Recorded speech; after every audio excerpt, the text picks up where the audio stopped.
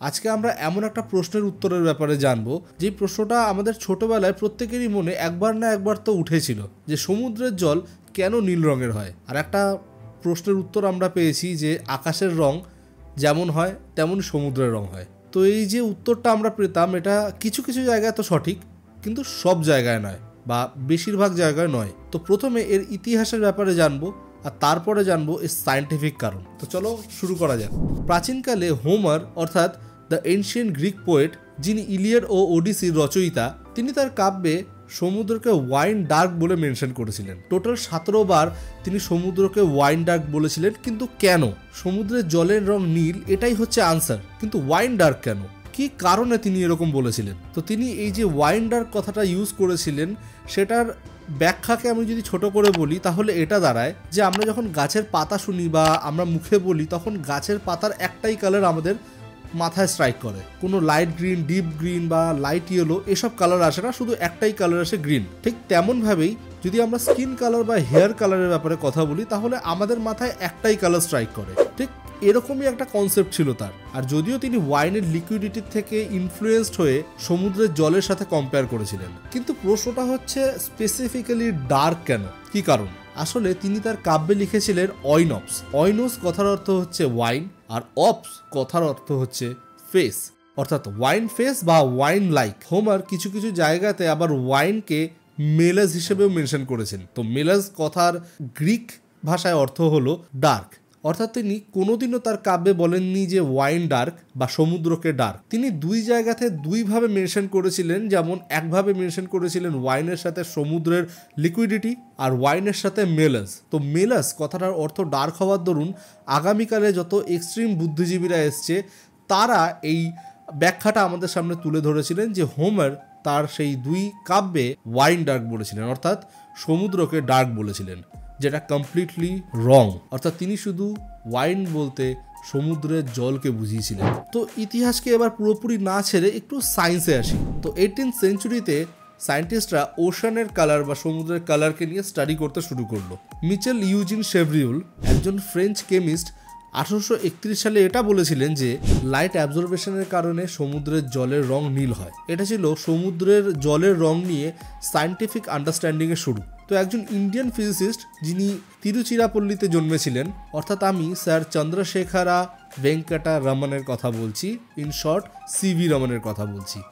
যিনি প্রথম এক্সপ্লেন করেছিলেন যে সমুদ্রের রং কেন নীল রঙের হয়। সেই সালটা ছিল 1921 সাল। তিনি লন্ডন থেকে মেডিটেরিয়ান সি এর ওপর দিয়ে ফিরছিলেন, আর তখন সেই সমুদ্রের জল তাকে ইনফ্লুয়েন্স করে বা এক প্রকার ফোর্স করে এই সমুদ্রের জল নিয়ে এক্সপেরিমেন্ট করার জন্য। তা এটা নিয়ে আমি একটু পরে ফিরছি। তো এবার ইতিহাসকে পুরোপুরি ছেড়ে দিয়ে একটু সায়েন্টিফিক রিজনে ঢুকে আসবো।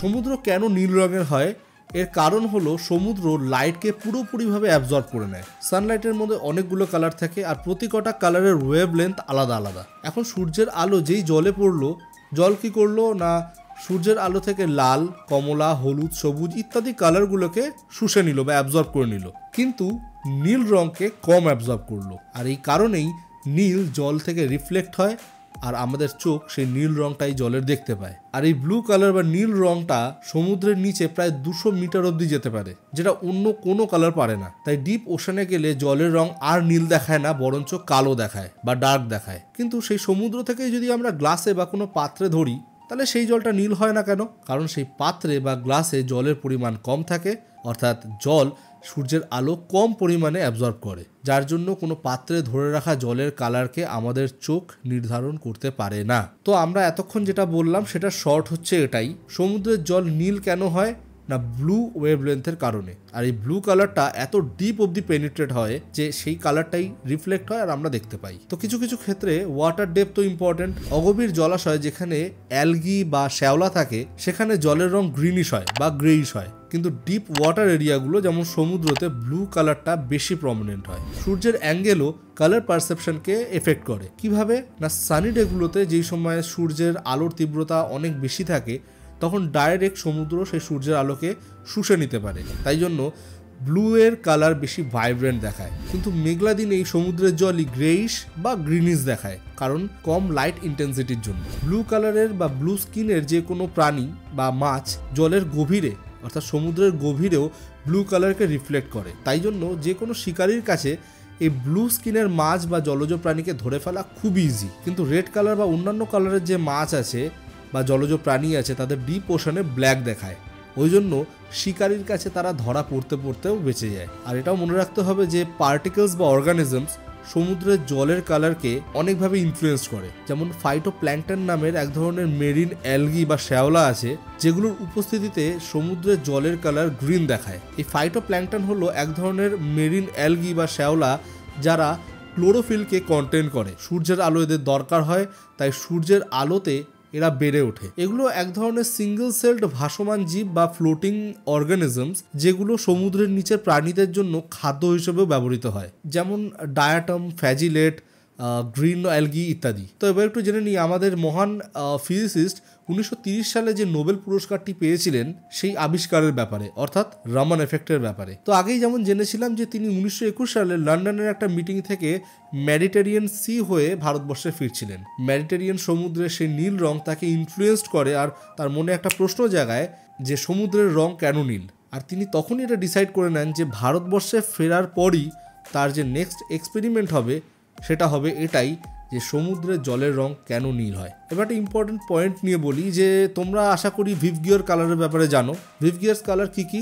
Violet, indigo, blue, green, orange, yellow and red. তো এই প্রতি কটা কালারই সূর্যের আলোর মধ্যে ইনক্লুড থাকে। তো এই সূর্যের আলো যখন কোনো গ্লাস প্রিজমের মধ্যে দিয়ে পাস হয় তখন এই 7টা কালারকে আমরা দেখতে পাই, যেটাকে বলা হয় স্পেকট্রাম। তো রামান এফেক্ট আবিষ্কার হওয়ার আগে যে ক্যাজুয়াল থিওরিটা আমাদের সামনে ছিল সেটা হচ্ছে যে সূর্যের আলো যদি কোনো মলিকিউলসের থ্রুতে পাস হয় তাহলে সেই আলোর ওয়েভলেন্থ আর যেটা স্ক্যাটার্ড লাইট বা পাস হওয়া লাইটের ওয়েভলেন্থ দুটোই সমান হবে। বোঝা গেল? চলো এই থিওরিটার নাম দিলাম আমরা T1, থিওরি 1, এটাকে মনে রাখো। তো তারপরে আবিষ্কার হলো রামান এফেক্ট। তো এইটা যখন আবিষ্কার হলো এই কনসেপ্টটা পুরোপুরিভাবে চেঞ্জ হয়ে গেল। যখন সূর্যের আলো কোনো মলিকিউলসের মধ্যে দিয়ে পাস হলো তখন সেই মলিকিউলসগুলো সূর্যের আলো থেকে এনার্জিকে নয় শুষে নেবে বা অ্যাবজর্ব করে নেবে, আর না হলে এনার্জিকে সূর্যের আলোর মধ্যে ছেড়ে দেবে। তো সূর্যের আলোর যে ওয়েভলেন্থ তার সাথে স্ক্যাটার্ড লাইটের ওয়েভলেন্থের কোনো ম্যাচ হয় না। তো এই থিওরিটাকে দিলাম আমরা নাম থিওরি 2 অর্থাৎ T2। তাহলে কোনটা সঠিক? তো একটু এবার জেনে নেব যে যদি T1 থিওরিটা অর্থাৎ থিওরি 1টা সঠিক হতো তাহলে যে কোনো জায়গায় জল আমি যদি ধরতাম তাহলে সেইখানের জল নীল দেখাতো। তো আমরা তো সেটা পাই না। যে কোনো পাত্রে আমরা যদি জল ধরে রাখি বা গ্লাসে যদি জল ধরি, কাচের গ্লাসেও ইভেন, আমরা সেখানের কোনো জলের কালারকে নির্ধারণ করতে পারি না। তাহলে T2 অর্থাৎ থিওরি 2 বা রামান এফেক্টটাই সঠিক। আর এই রিসার্চের ভিত্তিতে তিনি 1930 সালে নোবেল পুরস্কার পান, যেটা ছিল one of the greatest Discovery of 20th century. তো এখানেই আমরা ভিডিওটাকে র্যাপ আপ করবো। আর আমি আশা করি বোঝাতে পেরেছি যে সমুদ্রের জল কেন নীল হয়, সেটার হিস্ট্রি, সায়েন্স আর হিস্টোরিয়ান সায়েন্স আমি তিনটেই তুলে ধরলাম। আমাকে জানাও তোমাদের এই ভিডিওটা কেমন লাগলো, আমাকে কমেন্ট করো, শেয়ার করো বন্ধুদের সাথে, ফ্যামিলির সাথে শেয়ার করো, জানতে সাহায্য করো মানুষকে। আর দেখা হবে নেক্সট ভিডিওতে।